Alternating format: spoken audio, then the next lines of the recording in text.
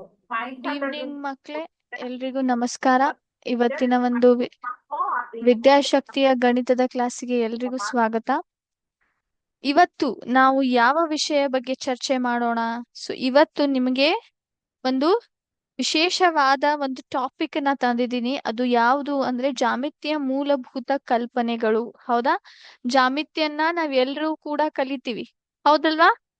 ಆ ಜಾಮಿತ್ಯದಲ್ಲಿ ಒಂದಿಷ್ಟು ಮೂಲಭೂತ ಕಲ್ಪನೆಗಳಿದಾವೆ. ಜಾಮಿತ್ಯ ಮೂಲಭೂತ ಕಲ್ಪನೆಗಳು ಮೂಲಭೂತ ಕಲ್ಪನೆಗಳು ಅದ್ರ ಮೇಲೆ ಇವತ್ತು ನಾವು ಚರ್ಚೆ ಮಾಡೋಣ ಅಂತೆ. ಓಕೆ, ಈಗ ನಿಮ್ಮೊಂದಿಗೆ ನನ್ನ ಸ್ಕ್ರೀನ್ ಅನ್ನ ಇಲ್ಲಿ ಶೇರ್ ಮಾಡ್ತಾ ಇದ್ದೀನಿ. ಈಗ ನೀವಿಲ್ಲಿ ನೋಡ್ತೀರಾ ಅಂತೆ. ಓಕೆ, ಎಸ್, ಎಲ್ರಿಗೂ ನನ್ನ ಸ್ಕ್ರೀನ್ ಕಾಣಿಸ್ತಾ ಇದೆಯಾ? S, okay. ಜಾಮಿತ್ಯ ಅಂದ್ರೆ ಏನು ಮಕ್ಳೇ? ಯಾರಾದ್ರೂ ಹೇಳ್ಬಹುದಾ? ಜಾಮಿತ್ಯ ಅಂದ್ರೆ ಏನು? ಜಾಮಿತ್ಯದಲ್ಲಿ ನಾವ್ ಏನನ್ನ ಓದ್ತೀವಿ? ಬೇರೆ ಬೇರೆ ರೀತಿಯಾದಂತಹ ಆಕಾರಗಳಲ್ಲಿರುವಂತಹ ವಿನ್ಯಾಸಗಳನ್ನ, ಹೌದಾ? Different kinds of patterns that we find in shapes. ಅದರ ಕುರಿತು ನಾವ್ ಏನ್ ಮಾಡ್ತೀವಿ? ಈ ಒಂದು ಗಣಿತದ ವಿಭಾಗ ಜಾಮಿತ್ಯದಲ್ಲಿ ಅದರ ಬಗ್ಗೆ ನಾವು ಚರ್ಚೆ ಮಾಡ್ತೀವಿ, ಓದ್ಕೊಳ್ತೀವಿ, ಹೌದಿಲ್ಲೋ? ಆ ಜಾಮಿತ್ಯದಲ್ಲಿ ಬರುವಂತಹ ಆಕಾರಗಳು ಹೇಗೆ ಸೃಷ್ಟಿಯಾಗ್ತವೆ? ಅವು ಸೃಷ್ಟಿಯಾಗೋದು ಈ ಮೂಲಭೂತ ಕಲ್ಪನೆಗಳೊಂದಿಗೆ, ಅಥವಾ ಈ ಮೂಲಭೂತ ಕಲ್ಪನೆಗಳನ್ನ ಬಳಸೇ ನಾವ್ ಏನ್ ಮಾಡ್ತೀವಿ? ಜಾಮಿತ್ಯದಲ್ಲಿ ಬರುವಂತಹ ಬೇರೆ ಬೇರೆ ಆಕಾರಗಳು, 2D ಶೇಪ್ಸ್ ಆಗಿರಬಹುದು, 3D ಶೇಪ್ಸ್ ಆಗಿರಬಹುದು, ಹೌದಾ? ಅವನ್ನ ನಾವೆಲ್ಲ ಹೇಗೆ ಅದನ್ನ ಸೃಷ್ಟಿ ಮಾಡ್ತೀವಿ, ಅದನ್ನ ರಚನೆ ಮಾಡ್ತೀವಿ ಈ ಒಂದು ಕಲ್ಪನೆಗಳನ್ನ ಬಳಸ್ಕೊಂಡು. ಹಾಗಾಗಿ ಮೊದಲನೇ ಕಲ್ಪನೆ ಯಾವುದು ಮಕ್ಳೇ? ಅದಕ್ಕೆ ನಾವು ಏನಂತ ಕರಿತೇವಿ? ಪಾಯಿಂಟ್, ಬಿಂದು, ಹೌದಾ? ಬಿಂದು ಏನ್ ಹೇಳುತ್ತೆ? ಅಥವಾ ನೀವು ಚುಕ್ಕಿನೂ ಅನ್ಬೋದು, ಹೌದಾ? ಬಿಂದು ಅಥವಾ ಚುಕ್ಕಿ ಏನ್ ಹೇಳುತ್ತೆ ಹೇಳಿ ಮಕ್ಳೇ? ಅದು ಯಾವಾಗ್ಲೂ ಏನ್ ಮಾಡುತ್ತೆ? ಒಂದು ನಿಖರವಾದ ಸ್ಥಾನವನ್ನ ನಿರ್ಧರಿಸುತ್ತದೆ. ಅದಕ್ಕೆ ಉದ್ದ, ಅಗಲ ಅಥವಾ ಎತ್ತರವಿರುವುದಿಲ್ಲ, ಹೌದೋ ಇಲ್ವೋ? ಹೌದಾ? ಬಿಂದು ಇಲ್ಲಿ ನೀವು ಗಮನಿಸ್ತಾ ಇದ್ರೆ, ಇದೇನ್ ಎ ಪಾಯಿಂಟ್ ನೋಡ್ತಾ ಇದ್ದೀರಲ್ಲ ನೀವು, ಇದಕ್ಕೆ ನಾವೇನಂತ ಕರಿತೀವಿ? ಬಿಂದು ಅಂತ ಕರಿತೀವಿ. ಈ ಒಂದು ಬಿಂದು ನಾನು ಇಲ್ಲಿಂದ ತಗೊಂಡು ಇಲ್ಲಿ ಸರಿಸ್ತೀನಿ, ಮತ್ತೆ ಇಲ್ಲಿ ತರ್ತೀನಿ, ಮತ್ತೆ ಈ ಕಡೆ ತರ್ತೀನಂತೆ, ಹೌದಾ? ಈ ಬಿಂದು ಏನ್ ಮಾಡುತ್ತೆ? ಒಂದು ನಿಖರವಾದ ಒಂದು ಸ್ಥಾನವನ್ನ ಹೇಳುತ್ತೆ, ಅದರ ಒಂದು ಲೊಕೇಶನ್ ಅನ್ನ ಹೇಳುತ್ತೆ, ಹೌದೋ ಇಲ್ವೋ? ಅದಕ್ಕೆ ಯಾವುದೇ ರೀತಿಯಾದಂತಹ ಉದ್ದ, ಅಗಲ, ಲೆಂತ್, ಬ್ರೆಡ್, ಹೈಟ್ ಏನೂ ಇರುವುದಿಲ್ಲ. Okay, S. ನೆಕ್ಸ್ಟ್ ಹೋಗೋಣ. ಮುಂದಿನ ಒಂದು ಕಲ್ಪನೆ ಅಥವಾ ಮುಂದಿನ ಒಂದು ಕಾನ್ಸೆಪ್ಟ್ ಯಾವುದು? ಲೈನ್ ಅಂತ ಹೇಳ್ತೀವಿ, ಹೌದಾ? ಏನಂತ ಹೇಳ್ತೀವಿ? ಲೈನ್, ರೇಖೆ ಅಂತ ಹೇಳ್ತೀವಿ ನಾವು, ಹೌದಾ? ಲೈನ್ ಅಂದ್ರೆ ಏನು ಮಕ್ಳೇ? ನೀವೆಲ್ಲ ನಿಮ್ಮ ಒಂದು ನೋಟ್ಬುಕ್ ಅಲ್ಲಿ ಲೈನ್ ಗಳನ್ನ ತೆಗಿತೀರಾ, ಹೌದೋ ಇಲ್ಲೋ? ಪೆನ್ಸಿಲ್ ಸ್ಕೇಲ್ ಅನ್ನ ಬಳಸಿ ಲೈನ್ ಅನ್ನ ತೆಗಿತೀರಾ, ಹೌದಾ? ಹೌದೋ ಇಲ್ವೋ? ರೇಖೆ ಅಂತ ಕರಿತೀವಿ ನಾವು. ಈ ರೇಖೆ ಯಾವಾಗ್ಲೂ ಏನಿರುತ್ತೆ? ಇದು ನೀವು ಗಮನಿಸಿದ್ರೆ ಏನಾಗಿದೆ ಇಲ್ಲಿ? ಎರಡು ಡೈರೆಕ್ಷನ್ಸ್ ನಲ್ಲಿ ಏನಾಗಿದೆ? ಇದು ಎಕ್ಸ್ಟೆಂಡ್ ಆಗಿದೆ. ಇದಕ್ಕೆ ನಡು ನಾವೇ ಎರಡು ಚುಕ್ಕಿ ಇಟ್ಟಿದ್ದೇವೆ, ಎರಡು ಬಿಂದು ಇಟ್ಟಿದ್ದೇವೆ, ಎ ಮತ್ತು ಬಿ. ಈ ಒಂದು ರೇಖೆಗೆ ಯಾವುದೇ ರೀತಿಯ ಒಂದು ಸ್ಟಾರ್ಟಿಂಗ್ ಪಾಯಿಂಟ್ ಅಥವಾ ಎಂಡ್ ಪಾಯಿಂಟ್ ಇರೋದಿಲ್ಲ. ಹಾಗಾಗಿ ಇದರ ಒಂದು ಲೆಂತ್ ಏನಿರುತ್ತೆ ನಾವು ಮೆಷರ್ ಮಾಡ್ಲಿಕ್ಕೆ ಬರೋದಿಲ್ಲ. ಇದು ಎಂಡ್ಲೆಸ್ಲಿ ಎರಡೂ ಡೈರೆಕ್ಷನ್ಸ್ ನಲ್ಲಿ ಏನಾಗುತ್ತೆ? ಸ್ಪ್ರೆಡ್ ಆಗುತ್ತೆ ಅಂತ ಹೇಳ್ತೀವಿ, ಹೌದಾ? ರೇಖೆ ಹೇಗಿರುತ್ತೆ ಹೇಳಿ ಮಕ್ಳೇ? ರೇಖೆ ಯಾವ ರೀತಿ ಇರುತ್ತೆ? ರೇಖೆಗೆ ಯಾಕೆ ನಾವು ಇದಕ್ಕೆ ಒಂದು ಲೆಂತ್ ಇರೋದಿಲ್ಲ ಅಥವಾ ಇದಕ್ಕೆ ಒಂದು ಉದ್ದ ಇರೋದಿಲ್ಲ? ಯಾಕೆ ಹೇಳಿ ಮಕ್ಳೇ? ಯಾಕಂದ್ರೆ ಇದು ಏನಾಗುತ್ತೆ? ಎರಡೂ ಡೈರೆಕ್ಷನ್ಸ್ ನಲ್ಲಿ, ಹೌದಾ? ಈ ಕಡೆ ನೀವು ಎ ಅಂತ ನೋಡಿದ್ರೆ ಅಥವಾ ಬಿ ಕಡೆ ಅಂತ ನೋಡ್ರಿ, ಲೆಫ್ಟ್ ಸೈಡ್ ನೋಡಿ ಅಥವಾ ರೈಟ್ ಸೈಡ್ ನೋಡಿ, ಅದೇನಾಗಿದೆ? ಸ್ಪ್ರೆಡ್ ಅಂತ ಹೋಗಿದೆ, ಹೌದಾ ಇಲ್ಲೋ? ಅದು ಅನಿರ್ದಿಷ್ಟವಾಗಿ ವೃದ್ಧಿಸಿರ್ತೇವೆ. ಆಮೇಲೆ ಅದು ಏನಾಗುತ್ತೆ? ಎರಡೂ ಕಡೆಯಿಂದ, ಎರಡೂ ಬದಿಗಳಲ್ಲಿ ಅದು ಅನಿರ್ದಿಷ್ಟವಾಗಿ ಏನಾಗುತ್ತೆ? ಬೆಳಕು ಹೋಗುತ್ತೆ. ಅದಕ್ಕೆ ಯಾವುದೇ ರೀತಿಯ ಒಂದು ಅದರ ಒಂದು ಅಳತೆಯಲ್ಲಿ ಕೊನೆನೇ ಇಲ್ಲ.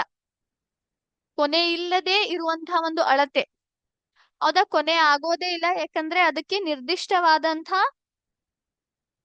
ಏನು ಸ್ಟಾರ್ಟಿಂಗ್ ಪಾಯಿಂಟ್ ಇಲ್ಲ. ಎಲ್ಲಿ ಪ್ರಾರಂಭ ಆಗ್ತಾ ಇದೆ ಅಂತನೂ ಇಲ್ಲ, ಎಲ್ಲಿ ಕೊನೆಗೊಳ್ತಾ ಇದೆ ಅಂತನೂ ಇಲ್ಲ. ಅದು ಏನಾಗಿದೆ, ಎರಡೂ ಮಾರ್ಗದಲ್ಲಿ ಅಥವಾ ಎರಡೂ ಡೈರೆಕ್ಷನ್ಸ್ ನಲ್ಲಿ ಏನಾಗಿದೆ, ಎರಡೂ ಬದಿಗಳಲ್ಲಿ ಏನಾಗಿದೆ, ಹರಡ್ಕೊಂತ ಹೋಗ್ಬಿಟ್ಟಿದೆ. ಹಾಗಾಗಿ ಇದು ರೇಖೆ ಅಂತ ಇದಕ್ಕೆ ಕರಿತೀವಿ. ಸೊ ಇದು ಏನ್ ನಾವು ಬಿಂದು ಎ ಮತ್ತು ಬಿ ಅಂತ ಇಟ್ಟಿದ್ದೇವಲ್ಲ, ಇದು ನಮಗೆ ಲೈನ್ ಬಗ್ಗೆ ಹೇಳ್ತಾ ಇದೆ. ನೀವು ಗಮನಿಸಿದ್ರೆ ನೋಡ್ರಿ, ಇಲ್ಲಿ ಇದು ಏನಾಗಿದೆ, ಅನಿರ್ದಿಷ್ಟವಾಗಿ ಎರಡೂ ಕಡೆಯಿಂದ ಹರಡಿ ಹೋಗ್ಬಿಟ್ಟಿದೆ. Okay, yes. ನಂತರ ಬಿಂದು ಮಲ್ಟಿಪಲ್ ಪಾಯಿಂಟ್ಸ್, ಒಂದಕ್ಕಿಂತ ಹೆಚ್ಚಿಗೆ ಬಿಂದು ಇದ್ರೆ, ಇಲ್ಲಿ ನೋಡಿ ಎ ಮತ್ತು ಬಿ ಎರಡು ಬಿಂದುಗಳಿದಾವೆ. ಹೌದಾ? ಬಿಂದುಗಳು ಅಂತ ಕರಿತೀವಿ ನಾವು. ಹೌದಾ? ಸೊ ಒಂದೇ ಸಮಯದಲ್ಲಿ ಬೇರೆ ಬೇರೆ ಜಾಗದ ಒಂದು ನಿಖರವಾದ ಸ್ಥಾನವನ್ನ ಹೇಳ್ಕೊಡ್ಲಿಕ್ಕತ್ತಾವ. ಹೌದು, ಎಸ್. ಲೈನ್ ಅನ್ನ ನೋಡಿದ್ವಿ, ರೇಖೆ ಮುಗಿತು. ಈಗ ಬರೋಣ ರೇಖಾಖಂಡ, ದಟ್ ಇಸ್ ಲೈನ್ ಸೆಗ್ಮೆಂಟ್ ಅಂತ ಹೇಳ್ತೀವಿ ನಾವು. ರೇಖಾಖಂಡ ಯಾವ ರೀತಿ ಇರುತ್ತೆ ಮಕ್ಳೇ? ಇಲ್ಲಿ ನೀವು ಗಮನಿಸಿದ್ರೆ ಎ ಮತ್ತು ಬಿ ನೋಡ್ತಾ ಇದ್ದೀರಾ? ಎ ಮತ್ತು ಬಿ ನೋಡ್ತಾ ಇದ್ದೀರಾ? ಎಸ್. ಇದು ಎ ಮತ್ತು ಬಿ ಏನಿದೆ, ನಮ್ಮ ಒಂದು ರೇಖಾಖಂಡೆಯ ಪ್ರಾರಂಭದ ಬಿಂದು ಮತ್ತು ಕೊನೆಯ ಬಿಂದು. ಹಾಗಾಗಿ ಇದರ ಅಳತೆ ಏನಿರುತ್ತೆ, ನಿರ್ದಿಷ್ಟವಾಗಿ ಇರುತ್ತೆ. ಇದು ಅನಿರ್ದಿಷ್ಟವಾಗಿ ಎರಡೂ ಬದಿಯಲ್ಲಿ ಹರಡೋದಿಲ್ಲ. ಇದರ ಒಂದು ಅಳತೆ ನಿರ್ದಿಷ್ಟ ಇರುತ್ತೆ. ಇದನ್ನ ನೀವು ಪೆನ್ಸಿಲ್ ಮತ್ತು ಸ್ಕೇಲ್ ಅನ್ನ ತೆಗೆದುಕೊಂಡು ಏನ್ ಮಾಡ್ಬೋದು, ಅಳಿಯಬಹುದು. ಅರ್ಥ ಆಗ್ತಿದ್ಯಾ? ರೇಖಾಖಂಡ ಅಂದ್ರೆ ಇದರ ಒಂದು ಅಳತೆ ನಿರ್ದಿಷ್ಟವಾಗಿ ಇರುತ್ತದೆ. ಯಾಕಂದರೆ ಇದು ಇದರ ಒಂದು ಪ್ರಾರಂಭ ಬಿಂದು ಮತ್ತು ಕೊನೆಯ ಬಿಂದು ನಿರ್ದಿಷ್ಟ ಇರುತ್ತೆ. ಹೌದಾ? ಅರ್ಥ ಆಗ್ತಿದೆಯಾ? ಎಸ್. ಸೊ ರೇಖೆ ಮತ್ತು ರೇಖಾಖಂಡಲ್ಲಿ ಅರ್ಥವನ್ನ ತಿಳ್ಕೊಬೇಕು ಮಕ್ಳೇ. ರೇಖೆ ಏನಾಗುತ್ತೆ, ಅನಿರ್ದಿಷ್ಟವಾಗಿ ಎರಡೂ ಬದಿಯಲ್ಲಿ ಹರಡ್ತದೆ. ಆದ್ರೆ ರೇಖಾಖಂಡದ ಒಂದು ಬದಿಗಳು ಏನಿರ್ತಾವೆ, ನಿರ್ದಿಷ್ಟವಾಗಿ ಇರ್ತಾವೆ. ಹಾಗಾಗಿ ಅದರ ಒಂದು ಅಳತೆಯು ಕೂಡ ನಿರ್ದಿಷ್ಟ ಇರುತ್ತೆ ಅಂತ ಹೇಳ್ತೀವಿ. ಓಕೆ, ಮುಂದಿನ ಒಂದು ಕಾನ್ಸೆಪ್ಟ್ ನೋಡೋಣ. ಅದು ಯಾವುದು ಅಂದ್ರೆ ರೇ. ರೇ ಅಥವಾ ಇದಕ್ಕೆ ನಾವು ಕನ್ನಡದಲ್ಲಿ ಏನಂತ ಹೇಳ್ತೀವಿ, ಕಿರಣ ಅಂತ ಕರಿತೀವಿ. ಹೌದಾ? ಕಿರಣಗಳು ಯಾವ ರೀತಿ ಇರ್ತಾವೆ? ಇಲ್ಲಿ ನೋಡಿ, ನೀವು ಗಮನಿಸಿ, ಕಿರಣ ಏನಾಗಿದೆ, ಇಲ್ಲಿ ಅದರ ಒಂದು ಪ್ರಾರಂಭದ ಬಿಂದು ಇದೆ. ಇಲ್ಲಿ ಯಾವುದು, ಎ. ಅದು ಫಿಕ್ಸ್ಡ್ ಇದೆ. ಹೌದಾ? ನಿರ್ದಿಷ್ಟವಾಗಿದೆ. ಅದು ಏನಾಗಿದೆ, ಅದರ ಆಪೋಸಿಟ್ ಡೈರೆಕ್ಷನ್ ನಲ್ಲಿ ಏನಾಗಿದೆ, ಎಂಡ್ಲೆಸ್ಲಿ ಸ್ಪ್ರೆಡ್ ಆಗಿದೆ. ಅನಿರ್ದಿಷ್ಟವಾಗಿ ಮುಂದಿನ ಒಂದು ದಾರಿಯಲ್ಲಿ ಏನಾಗಿದೆ, ಹರಡುಕೊಂತ ಹೋಗಿದೆ. ಹೌದಾ? ಹೌದು ಇಲ್ವೋ? ಇದಕ್ಕೆ ನಾವು ಕಿರಣ ಅಂತ ಕರಿತೀವಿ. ಓಕೆ, ನಂತರ ಬರುತ್ತೆ ಕೋಣ. ಕೋಣ ಕಾಣಿಸ್ತಾ ಇದೆಯಾ? ಎಸ್. ಕೋಣಗಳು ಯಾವಾಗ ರಚನೆ ಆಗ್ತವೆ ಮಕ್ಕಳೇ? ಕೋಣಗಳು ರಚನೆ ಆಗೋದು ಯಾವಾಗ ರಚನೆ ಆಗ್ತವೆ? ಇಲ್ಲಿ ಗಮನಿಸ್ತಾ ಇದ್ದೀರಾ? ಯಾವಾಗ ರಚನೆ ಆಗ್ತವೆ? ಎರಡು ಕಿರಣಗಳು ಕೂಡಿದರೆ, ಕೂಡಿ ಏನಾಗ್ತವೆ, ಇಲ್ಲಿ ಒಂದೇ ಬಿಂದುಗೆ ಕೂಡ್ತವೆ. ಅವು ಎರಡು ರೇಖೆಗಳು ಬಂದು ಒಂದೇ ಬಿಂದುಗೆ ಕೂಡ್ದಾಗ ಅವಾಗ ಏನಾಗುತ್ತೆ, ಇದೇನ್ ನೀವು ಈ ಒಂದು ಆರೋ ಮಾರ್ಕ್ ಅನ್ನ ನೋಡ್ತಾ ಇದ್ದೀರಲ್ಲ, ಈ ರೀತಿಯಾದಂತಹ ಒಂದು ಕೋಣವನ್ನ ರಚನೆ ಮಾಡ್ತಾರೆ. Okay, S. ಸೊ ಇಲ್ಲಿ ನೀವು ಏನನ್ನ ನೋಡಿದ್ರಿ, ಕೋಣಗಳನ್ನ ನೋಡಿದ್ರಿ ಮಕ್ಳೇ. ಓಕೆ, ಇದನ್ನ ಇನ್ನೊಂದಿಷ್ಟು ಆ ವಿಸ್ತಾರವಾಗಿ ಕಲಿಯೋಣ. ಒಂದು ನಿಮಿಷ. ಎಸ್, ಮೊದಲಿಗೆ ಬಿಂದು. ಹೌದಾ? ಬಿಂದು ಅಂದ್ರೆ ಏನು? ಬಿಂದು ಅಂದ್ರೆ ಒಂದು ನಿರ್ದಿಷ್ಟ ಸ್ಥಾನವನ್ನು ಅದು ಸೂಚಿಸುತ್ತದೆ. ಬಿಂದು ಏನ್ ಮಾಡುತ್ತೆ, ಒಂದು ನಿರ್ದಿಷ್ಟ ಸ್ಥಾನವನ್ನ ಸೂಚಿಸುತ್ತದೆ. ಇದಕ್ಕೆ ಉದ್ದ, ಅಗಲ ಅಥವಾ ಎತ್ತರ ಇರುವುದಿಲ್ಲ. ಹಾಗಾಗಿ ಆರಂಭಿಕ ಬಿಂದು ಏನಿದೆ, ಇರೋದೇ ಇಲ್ಲ. ಇದು ಆರಂಭಿಕ ಬಿಂದು ಇಲ್ವೇ ಇಲ್ಲ. ಯಾಕಂದ್ರೆ ಅದು ನಿರ್ದಿಷ್ಟ ಸ್ಥಾನ ಇರುತ್ತೆ, ಒಂದೇ ಬಿಂದು ಇರುತ್ತೆ. ಅಂತ್ಯ ಬಿಂದು ಕೂಡ ಬರೋದಿಲ್ಲ. ಉದ್ದ ಮತ್ತು ಅಳತೆ ಬರುತ್ತೆ, ಇಲ್ವೇ ಇಲ್ಲ. ಯಾಕಂದ್ರೆ ಕೇವಲ ಒಂದು ಚುಕ್ಕಿ ಮಾತ್ರ ಇರುತ್ತೆ, ನಿರ್ದಿಷ್ಟ ಸ್ಥಾನ ಮಾತ್ರ ಇರುತ್ತೆ. ಉದಾಹರಣೆಗೆ ನಾವ್ ಎಲ್ಲಿ ಬಿಂದುಗಳನ್ನ ಬಳಸ್ತೀವಿ ಹೇಳ್ಬೋದಾ? ನಾವು ಒಂದು GPS ಮ್ಯಾಪ್ ಗಳನ್ನ ನೋಡಿದೀರಾ ನೀವು? ಗೂಗಲ್ ಮ್ಯಾಪ್ಸ್ ಆಗಿರ್ಬೋದು ಅಥವಾ ನಿಮ್ಮ ಒಂದು ಸ್ಕೂಲ್ ನಲ್ಲಿ ಶಾಲೆಯಲ್ಲಿ ಮ್ಯಾಪ್ ಗಳನ್ನ ಹಾಕಿರ್ತಾರಲ್ಲ, ಹೌದಾ? ಜಿಯೋಗ್ರಫಿ ಒಂದು ಸಬ್ಜೆಕ್ಟ್ ನಲ್ಲಿ. ಸೊ ಅಲ್ಲಿ ಮ್ಯಾಪ್ ಗಳಲ್ಲಿ ಏನ್ ಮಾಡ್ತಾರೆ, ಸ್ಥಳಗಳನ್ನ ತೋರಿಸ್ಲಿಕ್ಕೆ ಏನ್ ಮಾಡ್ತಾರೆ, ಚಿಕ್ಕದಾದ ಬಿಂದುಗಳನ್ನ ಬಳಸ್ತಾರೆ, ಹೌದಾ? ನಂತರ ಆಕಾಶದಲ್ಲಿ ಇರುವಂತಹ ಒಂದು ನಕ್ಷತ್ರಗಳು, ರಾತ್ರಿ ಹೊತ್ತಲ್ಲಿ ನಾವು ಏನ್ ನಕ್ಷತ್ರಗಳನ್ನ ನೋಡ್ತೀವಿ ಅವು ಯಾವ ರೀತಿ ಇರ್ತವೆ? ಅವು ದೂರದಿಂದ ನಮ್ಗೆ ಹೇಗೆ ಕಾಣ್ತವೆ? ಚಿಕ್ಕ ಬಿಂದು ತರಾನೇ ಕಾಣ್ತವೆ, ಹೌದಾ? ನಂತರ ಪೆನ್ಸಿಲ್ ಚೂಪಾಗಿ ನೀವು ಶಾರ್ಪ್ ಮಾಡಿದ್ರೆ ಅದರ ಒಂದು ತುದಿ ಹೇಗಿರುತ್ತೆ? ನೀವು ಅದನ್ನ ಯಾವುದೇ ಒಂದು ಬುಕ್ ನಲ್ಲಿ ಈ ರೀತಿ ಹಿಂಗ್ ಬಡದ್ ನೋಡ್ರಿ, ಏನಾಗುತ್ತದು? ಬಿಂದು ತರಾನೇ ಕಾಣುತ್ತೆ, ಹೌದಾ? ನಂತರ ಯಾವುದೇ ಒಂದು ಗುರಿ ಹೊಡಿಲಿಕ್ಕೆ ಪ್ರಯತ್ನ ಮಾಡಿದಾಗ ನೀವ್ ಏನ್ ಮಾಡ್ತೀರಿ? ಅದರ ಒಂದು ಸೆಂಟರ್ ನಲ್ಲಿ ಮಧ್ಯದಲ್ಲಿ ಹೊಡಿಲಿಕ್ಕೆ ಆ ಒಂದು ಚುಕ್ಕೆಗೆ ಗುರಿ ಇಡಲಿಕ್ಕೆ ಪ್ರಯತ್ನ ಮಾಡ್ತೀರಿ, ಹೌದಾ ಇಲ್ವೋ? ಸೊ ಈ ರೀತಿ ನಮ್ಮ ಒಂದು ದಿನನಿತ್ಯದ ಒಂದು ಜೀವನದಲ್ಲಿ ಬಿಂದುಗಳನ್ನ ನಾವು ನೋಡ್ತೀವಿ, ಹೌದಾ? ಇಲ್ಲಿ ನಾನ್ ನಿಮ್ಗೆ ಒಂದು ಎಕ್ಸಾಂಪಲ್ ತೋರಿಸಿದೀನಿ ನೋಡಿ. ಇಲ್ಲಿ ನೀವೇನಿದು ಬಿಂದು P ನೋಡ್ಲಿಕ್ಕತ್ತಿರಲ್ಲ, ಇದೇನ್ ಮಾಡ್ತಾ ಇದೆ? ನಿರ್ದಿಷ್ಟ ಸ್ಥಾನವನ್ನ ಹೇಳ್ತಾ ಇದೆ, ಹೌದಾ? ಮ್ಯಾಪ್ ನಲ್ಲಿ ಈ ರೀತಿ ನಾವ್ ಏನ್ ಮಾಡ್ತೀವಿ? ಬಿಂದುಗಳನ್ನ ಕಾಣ್ತೀವಿ, ಹೌದಾ? ಭೂಪಟದಲ್ಲಿ ಸ್ಥಳವನ್ನು ಸೂಚಿಸುವ GPS ಚುಕ್ಕಿಗೆ ಯಾವುದೇ ಉದ್ದ ಅಥವಾ ಅಗಲ ಇರೋದಿಲ್ಲ. ಸೊ ಈ ಬಿಂದು P ಏನ್ ಮಾಡ್ತಿದೆ? ಕೇವಲ ಇದರ ಒಂದು ನಿರ್ದಿಷ್ಟ ಸ್ಥಾನ ತೋರಿಸ್ತಾ ಇದೆ. ಓಕೆ, ಮುಂದಿನ ಕಡೆ ಹೋಗೋಣ. ರೇಖೆ ಏನ್ ಮಾಡುತ್ತೆ ಮಕ್ಳೇ? ನಾ ಈಗಾಗ್ಲೇ ಹೇಳ್ದೆ, ರೇಖೆ ಎರಡೂ ದಿಕ್ಕುಗಳಲ್ಲಿ ಕೊನೆ ಇಲ್ಲದೆ, ಹೌದಾ, ಅಪರಿಮಿತವಾಗಿ ವಿಸ್ತರಿಸುವ ನೇರ ಪಥವಾಗಿದೆ. ಇದು ಒಂದು ನೇರ ಪಥ, ಇದು ಎರಡೂ ದಿಕ್ಕುಗಳಲ್ಲಿ ಕೊನೆ ಇಲ್ಲದೆ ಹರಡ್ಕೊಂತ ಹೋಗುತ್ತೆ. ಇದಕ್ಕೆ ಆರಂಭಿಕವೂ ಇಲ್ಲ, ಅಂತ್ಯ ಬಿಂದುಗಳಲ್ಲೂ ಇಲ್ಲ. ಆರಂಭಿಕ ಬಿಂದುವು ಇರುವುದಿಲ್ಲ, ಅಂತ್ಯ ಬಿಂದುವು ಇರುವುದಿಲ್ಲ. ಹಾಗಾಗಿ ಇದರ ಒಂದು ಅಳತೆ ಅನಂತವಿದೆ, ಅಳೆಯಲು ಸಾಧ್ಯವಿಲ್ಲ ಅಂತ ಹೇಳ್ತೀವಿ. ಇದರ ಒಂದಿಷ್ಟು ಉದಾಹರಣೆಗಳು ಯಾವುವು? ರೈಲ್ವೆ ಹಳಿಗಳು ನೀವೇನ್ ನೋಡ್ತೀರಲ್ಲ ಮಕ್ಳೇ, ರೈಲ್ವೆ ಹಳಿಗಳು ಅವು ಕೂಡ ರೇಖೆ ತರನೇ ಎರಡೂ ಏನಾಗುತ್ತೆ? ಎರಡೂ ಕಡೆಯಿಂದ ಕೊನೆ ಇಲ್ಲದೆ ಏನಾಗ್ತವೆ? ಹರಡ್ಕೊಂತ ಹೋಗ್ತವೆ. ನಂತರ ದಿಗಂತ ರೇಖೆ ಅಥವಾ ನಕ್ಷೆ ಅಕ್ಷಗಳು ಅಂತ ಏನ್ ಕರಿತೀವಲ್ಲ, ಅದು ಕೂಡ ಏನಾಗುತ್ತೆ? ರೇಖೆಯ ರೂಪವಾಗಿದೆ. ಇಲ್ಲಿ ನೋಡಿ, ನಾನ್ ನಿಮ್ಗೆ ದಿಗಂತ ರೇಖೆಯನ್ನ ತೋರಿಸ್ತಾ ಇದ್ದೀನಿ. ದಿಗಂತ ರೇಖೆ ಅಂದ್ರೆ ಏನು? ಆಕಾಶ ಮತ್ತು ಭೂಮಿ ಸಂಧಿಸುವಂತೆ ಕಾಣುವ ದಿಗಂತ ರೇಖೆಯು ಎರಡೂ ಎಡ ಮತ್ತು ಬಲ ಎರಡೂ ಬದಿಗಳಲ್ಲಿ ಅಪರಿಮಿತವಾಗಿ ಸಾಗುತ್ತದೆ. ಸೊ ಆ ಯಾವ ಒಂದು ರೇಖೆ, ಆ ರೇಖೆ ಅಥವಾ ದಿಗಂತ ರೇಖೆ ಏನ್ ಹೇಳುತ್ತೆ? ಆಕಾಶ ಮತ್ತು ಭೂಮಿ ಸಂಧಿಸುತ್ತದೆ, ಹೌದಾ? ಅವಾಗ ಈ ಒಂದು ದಿಗಂತ ರೇಖೆ ಸೃಷ್ಟಿಯಾಗುತ್ತೆ. ಇದು ಎಡ ಮತ್ತು ಎಡ ಮತ್ತು ಬಲ ಬದಿಗಳಲ್ಲಿ ಅಪರಿಮಿತವಾಗಿ ಹರಡಿದೆ ನೋಡಿ, ಈ ರೀತಿ. ಈ ಬಿಂದು A ಮತ್ತು ಬಿಂದು B ಏನ್ ಮಾಡ್ತಾ ಇದೆ? ಈ ರೀತಿ ರೇಖೆಯನ್ನ ಇದೆ ಅಂತ ತೋರಿಸ್ಕೊಳ್ಲಿಕ್ಕತ್ತದ. ಆದ್ರೆ ಈ ಎರಡು ಬಿಂದುಗಳು ಇದರ ಒಂದು ಪ್ರಾರಂಭಿಕ ಅಥವಾ ಕೊನೆಯ ಬಿಂದುಗಳಲ್ಲ. ಓಕೆ, ಸೊ ರೇಖೆ ನೋಡ್ಲಿಕ್ಕೆ ಈ ರೀತಿ ಇರುತ್ತೆ. ನಂತರ ಕಿರಣ ಕಡೆ ಹೋಗೋಣ. ಕಿರಣ ಯಾವ ರೀತಿ ಇದೆ? ಕಿರಣವು ಏನಾಗುತ್ತೆ?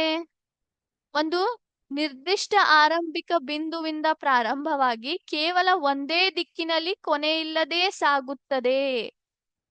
ಅಥವಾ ಕಿರಣ ಯಾವ ರೀತಿ ಇರುತ್ತೆ?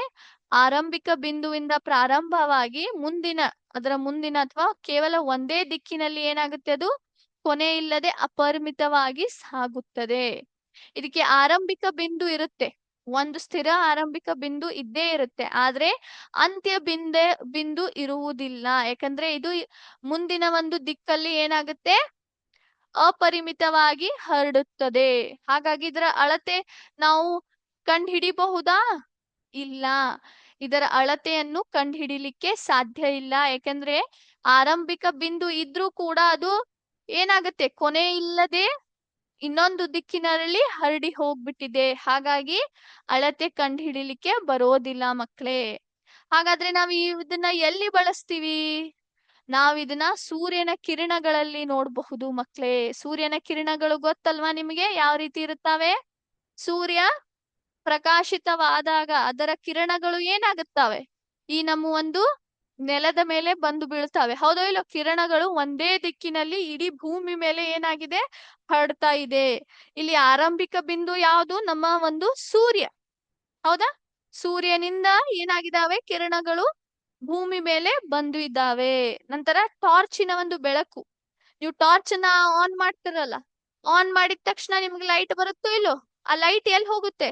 ನೀವು ಯಾಕಡೆ ಟಾರ್ಚ್ ತೋರಿಸಿದಿರಾ ಅಥವಾ ಹಿಡಿದಿದ್ದೀರಾ ಆ ಕಡೆ ಲೈಟ್ ಹೋಗುತ್ತೆ, ಆ ಕಡೆ ಬೆಳಕು ಬೀಳುತ್ತೆ. ಹೌದಾ ಇಲ್ವೋ? ನಂತರ ಲೇಸರ್ ಕಿರಣಗಳು, ಲೇಸರ್ ಟಾರ್ಚ್ ಹಿಡಿದು ಆಟ ಆಡ್ತಿರಲ್ಲ, ರೆಡ್ ಲೈಟ್ ಗ್ರೀನ್ ಲೈಟ್ ಬರ್ತಾ ಇರ್ತಾವಲ್ಲ, ಅದು ಕೂಡ ಏನಾಗುತ್ತೆ ಒಂದೇ ಡೈರೆಕ್ಷನ್ ನಾಗ ಏನಾಗುತ್ತೆ, ಒಂದೇ ದಿಕ್ಕಿನಲ್ಲಿ ಕೊನೆ ಇಲ್ಲದೆ ಹರಡುತ್ತದೆ. ಹೌದಾ? ಇಲ್ಲಿ ಸೂರ್ಯನ ಕಿರಣಗಳು ನೋಡಬಹುದು ನೀವು. ಸೂರ್ಯ ಏನಾಗಿದೆ, ಆರಂಭಿಕ ಬಿಂದು ಆಗಿದೆ. ನಂತರ ದಿಕ್ಕನ್ನು ಸೂಚಿಸು ಈ ರೀತಿ ನೋಡಿ, ಒಂದೇ ದಿಕ್ಕಿನಲ್ಲಿ ಕೊನೆ ಇಲ್ಲದೆ ಹರಡ್ತಾ ಇದ್ದಾವೆ. ಹೌದಾ? ಈ ರೀತಿ ನೀವು ಅದರ ಒಂದು ಬೆಳಕನ್ನ ನೋಡಬಹುದು. ಇಲ್ಲಿ ಹೈಲೈಟ್ ಮಾಡಿದ್ದಾರೆ ನೋಡಿ. ಓಕೆ, ಇದಕ್ಕೆ ರೇಖೆ ಅಂತ ಕರಿತೀವಿ ನಾವು. ನಂತರ ಬರುತ್ತೆ ರೇಖಾಖಂಡ. ರೇಖಾಖಂಡ ಅಥವಾ ಲೈನ್ ಸೆಗ್ಮೆಂಟ್ ಅಂತ ಕರಿತೇವೆ ನಾವು. ರೇಖಾಖಂಡವು ಏನಾಗುತ್ತೆ, ಇದು ಕೂಡ ಒಂದು ರೇಖೆಯ ಭಾಗವಾಗಿದೆ. ಇದರಲ್ಲಿ ಆರಂಭಿಕ ಬಿಂದು ಇರುತ್ತೆ, ಅಂತ್ಯ ಬಿಂದು ಕೂಡ ಇರುತ್ತೆ. ಹಾಗಾಗಿ ಇದರ ಒಂದು ಉದ್ದವನ್ನು ನಾವು ಏನ್ ಮಾಡಬಹುದು, ಕಂಡು ಹಿಡಿಬಹುದು. ರೂಲರ್, ಸ್ಕೇಲ್ ಅಥವಾ ಪೆನ್ಸಿಲ್ ಮೂಲಕ ನಾವು ಏನ್ ಮಾಡಬಹುದು, ಅವನ್ನ ಬಳಸಿ ಇದರ ಅಳತೆಯನ್ನ ಕಂಡು ಹಿಡಿಬಹುದು. ಹೌದಾ? ಎಸ್, ಇದನ್ನ ನಾವ್ ಎಲ್ಲಿ ನೋಡಬಹುದು? ನಿಮ್ಮ ಒಂದು ಬ್ಲಾಕ್ ಬೋರ್ಡ್, ಕಪ್ಪು ಹಲಗೆಯ ಒಂದು ಅಂಚು ಏನಿರುತ್ತೆ, ಹೌದಾ, ಬ್ಲಾಕ್ ಬೋರ್ಡ್, ಅದರ ಅಳತೆಯನ್ನ ಕಂಡು ಹಿಡಿಬಹುದಾ ನೀವು? ಹೌದಾ? ನೀವು ಸ್ಕೇಲ್ ಅಥವಾ ಒಂದು ಟೇಪದ ಮೂಲಕ ಸಹಾಯದಿಂದ ನೀವು ಆರಾಮಾಗಿ ಏನ್ ಮಾಡ್ಬೋದು, ಅದನ್ನ ಅಳಿಬಹುದು. ನಂತರ ನಿಮ್ಮ ಒಂದು ಡೆಸ್ಕ್ ಏನಿರುತ್ತೆ, ನಿಮ್ಮ ಬೆಂಚ್ ಮೇಲೆ ಏನ್ ಕೂಡ್ತಿರಲ್ಲ, ಹೌದಾ, ಮೇಜಿನ ಒಂದು ಅಂಚಿನ ಅಳತೆಯು ಕೂಡ ನೀವು ಮಾಡಬಹುದು. ಅದೇ ರೀತಿ ಪುಸ್ತಕದ ಅಳತೆ, ಹೌದಾ, ಅದನ್ನು ಕೂಡ ನಾವು ಮಾಡಬಹುದು. ಹೌದಾ ಇಲ್ವೋ? ಈ ರೀತಿ ರೇಖಾಖಂಡ ಏನಾಗುತ್ತೆ ನಿಮ್ಗೆ ಇಲ್ಲಿ ತೋರಿಸ್ತೀನಿ ನೋಡಿ. ಎಸ್, ರೇಖಾಖಂಡ ನೋಡ್ಲಿಕ್ಕೆ ಈ ರೀತಿ ಇರುತ್ತೆ. ಆರಂಭಿಕ ಬಿಂದು ಇರುತ್ತೆ, ನಂತರ ಅಂತ್ಯ ಬಿಂದು ಕೂಡ ಇರುತ್ತೆ. ಹಾಗಾಗಿ ಇದರ ಅಳತೆ ಏನಿರುತ್ತೆ, ನಿರ್ದಿಷ್ಟವಾಗಿ ಇರುತ್ತೆ. ಇದನ್ನ ನೀವು ಏನ್ ಮಾಡಬಹುದು, ಅಳೆದು ಇದರ ಒಂದು ಅಳತೆಯನ್ನ ಕಂಡು ಹಿಡಿಬಹುದು. ಓಕೆನಾ? ಎಸ್, ಇದರ ಒಂದು ನೈಜ ಜೀವನದ ಉದಾಹರಣೆಗಳನ್ನ ನೋಡೋಣ. ಎಸ್, ಕಾಣಿಸ್ತಾ ಇದೆಯಾ? ಇಲ್ಲಿ ಬಿಂದು ಎಲ್ಲಿದೆ ಹೇಳ್ಬೋದಾ ಯಾರಾದ್ರೂ? ಬಿಂದು ಎಲ್ಲಿದೆ? ಬಿಂದು ಇದೆ ಇಲ್ಲೇ, ಹೌದಾ ಇಲ್ವೋ? ಹೌದಾ? ಬಿಂದು ಏನ್ ಮಾಡುತ್ತೆ, ಈ ಒಂದು ಜಾಗದ ಅಥವಾ ಸ್ಥಾನದ ನಿಖರವಾದ ಸ್ಥಾನವನ್ನ ಹೇಳ್ಕೊಡುತ್ತೆ. ಇದಕ್ಕೆ ಯಾವುದೇ ರೀತಿಯ ಉದ್ದ ಅಳತೆ ಇರೋದಿಲ್ಲ. ಹೌದಾ? ನಂತರ ಬರುತ್ತೆ ರೇಖೆ. ರೇಖೆ ಹೇಳ್ಬೋದಾ? ಇಲ್ಲಿದೆ ನೋಡಿ, ದಿಗಂತ ರೇಖೆ ಅಂತ ನಾವೇನ್ ಹೇಳ್ತೀವಿ. ಆಕಾಶ ಮತ್ತು ಭೂಮಿ ಇಲ್ಲಿ ಏನಾಗ್ಲಿಕ್ಕತ್ತವೆ, ಸಂಧಿಸುತ್ತಿದ್ದಾವೆ. ಹಾಗಾಗಿ ಈ ಒಂದು ದಿಗಂತ ರೇಖೆ ರಚನೆಯಾಗಿದೆ. ಈ ನೀಲಿ ಗೆರೆಯನ್ನ ನೀವೇನ್ ನೋಡ್ತಾ ಇದ್ದೀರಲ್ಲ ಮಕ್ಳೇ, ಇದಕ್ಕೆ ನಾವು ದಿಗಂತ ರೇಖೆ ಅಂತೀವಿ. ಈ ಒಂದು ರೇಖೆಗೆ ಏನಾಗುತ್ತೆ, ಆಕಾಶ ಮತ್ತು ಭೂಮಿ ಎರಡೂ ಕೂಡ ಇಲ್ಲಿ ಸಂಧಿಸುತ್ತವೆ. ಈ ರೇಖೆ ಏನಾಗಿದೆ, ಎರಡೂ ದಿಕ್ಕಿನಲ್ಲಿ ಕೊನೆ ಇಲ್ಲದೆ ಹರಡಿ ಹೋಗಿದೆ. ಇದಕ್ಕೆ ಯಾವುದೇ ರೀತಿಯ ಪ್ರಾರಂಭ ಬಿಂದು ಇಲ್ಲ, ಕೊನೆ ಬಿಂದುವು ಇಲ್ಲ.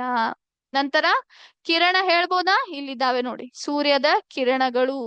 ಹೌದಾ? ಸೂರ್ಯ ಏನಾಗಿದೆ, ಪ್ರಾರಂಭಿಕ ಬಿಂದು ಆಗಿದೆ. ಹೌದಾ? ಪ್ರಾರಂಭಿಕ ಸ್ಥಾನವಾಗಿದೆ. ಅಲ್ಲಿಂದ ಕಿರಣಗಳು ಏನಾಗ್ತಾ ಇದ್ದೇವೆ, ಒಂದೇ ದಿಕ್ಕಿನಲ್ಲಿ ಹರಡ್ಕೊಂತ ಹೋಗ್ತಾ ಇದ್ದಾವೆ, ಕೊನೆ ಇಲ್ಲದೆ ಸಾಗುತ್ತಿದ್ದಾವೆ. ಹೌದಾ? ಇಲ್ಲಿಂದ ಪ್ರಾರಂಭವಾಗಿ ಬೇರೆ ಬೇರೆ ದಿಕ್ಕಿನಲ್ಲಿ, ಆದ್ರೆ ಒಂದೇ ದಿಕ್ಕಿನಲ್ಲಿ ಕೊನೆ ಇಲ್ಲದೆ ಸಾಗುತ್ತಿದ್ದಾವೆ ಮಕ್ಳೇ. ಓಕೆ. ನಂತರ ಟಾರ್ಚ್, ಇಲ್ಲಿ ನೋಡ್ತಾ ಇದ್ದೀರಾ, ಟಾರ್ಚ್, ಟಾರ್ಚಿನ ಬೆಳಕು. ಇಲ್ಲಿ ಟಾರ್ಚ್ ಆನ್ ಮಾಡಿದಾಗ ಏನಾಗಿದೆ, ಬೆಳಕು ಒಂದೇ ದಿಕ್ಕಿನಲ್ಲಿ ಏನಾಗಿದೆ, ಇಲ್ಲದೆ ಚಲಿಸುತ್ತಿದೆ. ಒಂದೇ ದಿಕ್ಕಿನಲ್ಲಿ ಕೊನೆ ಇಲ್ಲದೆ ಚಲಿಸ್ತಾ ಇದೆ. ಕಾಣ್ತಾ ಇದೆಯಾ ಈ ಬೆಳಕು? ಎಸ್. ನಂತರ ಕೊನೆಯದಾಗಿ ಬರುವಂತ ರೇಖಾಖಂಡ, ಹೌದಾ, ನಮ್ಮ ಒಂದು ಬ್ಲಾಕ್ ಬೋರ್ಡ್, ಕಪ್ಪು ಹಲಗೆಯ ಒಂದು ಅಳತೆ ನೀವು ಆರಾಮ್ಸೆ ಮಾಡಬಹುದು. ಹೌದಾ ಇಲ್ಲೋ? ಯಾಕಂದ್ರೆ ಇಲ್ಲಿ ಏನಿರುತ್ತೆ, ಇದರ ಒಂದು ಆರಂಭಿಕ ಬಿಂದು ಇರುತ್ತೆ, ಕೊನೆ ಬಿಂದು ಇರುತ್ತೆ. ಹಾಗಾಗಿ ಅಳತೆಯನ್ನ ಸರಳವಾಗಿ ಮಾಡಬಹುದು. ಕಿರಣದಲ್ಲಿ ಆರಂಭಿಕ ಬಿಂದು ಇರುತ್ತೆ, ಆದ್ರೆ ಕೊನೆಯ ಬಿಂದು ಇರುವುದಿಲ್ಲ. ಓಕೆ. ನಂತರ ಇದು ಒಂದು ನಮ್ಮ ಮೇಜಿನ ಅಂಚು, ಹೌದಾ, ಡೆಸ್ಕ್ ಎಡ್ಜ್. ಅದನ್ನು ಕೂಡ ನಾವು ಏನ್ ಮಾಡ್ಬೋದು, ಅಳಿಯಬಹುದು. ಯಾಕಂದ್ರೆ ಇದರ ಒಂದು ಉದ್ದ ಏನಿರುತ್ತೆ, ನಿರ್ದಿಷ್ಟವಾಗಿ ಇರುತ್ತೆ. ಕೊನೆಯ ಒಂದು ಪ್ರಾರಂಭ ಮತ್ತು ಕೊನೆಯ ಬಿಂದುವಿನ ಕಾರಣದಿಂದ.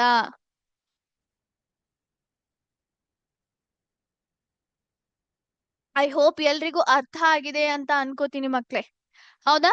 ಸೊ ನಾವು ಇವತ್ತು ಏನ್ ಮಾಡಿದ್ವಿ, ನಮ್ಮ ಒಂದು ಜಾಮಿತ್ಯ ಮೂಲಭೂತ ಕಲ್ಪನೆಗಳಲ್ಲಿ ಬಿಂದು, ರೇಖೆ, ರೇಖಾಖಂಡ ಮತ್ತು ಕಿರಣ ಏನು ಅಂತ ತಿಳ್ಕೊಂಡ್ವಿ. ಹೌದಾ. ಸೊ ಈಗ ಹೋಗೋಣ ಮುಂದಿನ ಒಂದು ಇಂಟ್ರೆಸ್ಟಿಂಗ್ ಸೆಷನ್ನಿಗೆ. ಅದ್ಯಾವುದು? ಅದು ನಮ್ಮ ಒಂದು ಕ್ರಿಟಿಕಲ್ ಥಿಂಕಿಂಗ್.